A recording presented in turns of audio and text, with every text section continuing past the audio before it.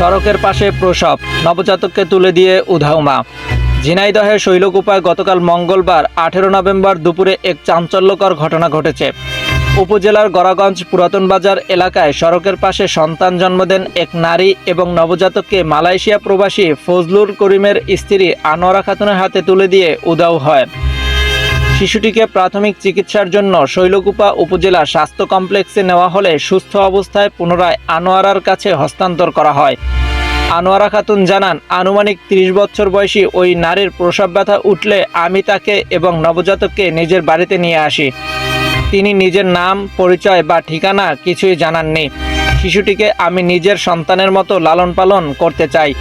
শৈলকুপা উপজেলা স্বাস্থ্য কমপ্লেক্সের জরুরি বিভাগের চিকিৎসক ডাক্তার ফারিয়া তন্নি বলেন, শিশুটির ওজন 2 কেজি 800 গ্রাম এবং সে বর্তমানে সুস্থ রয়েছে।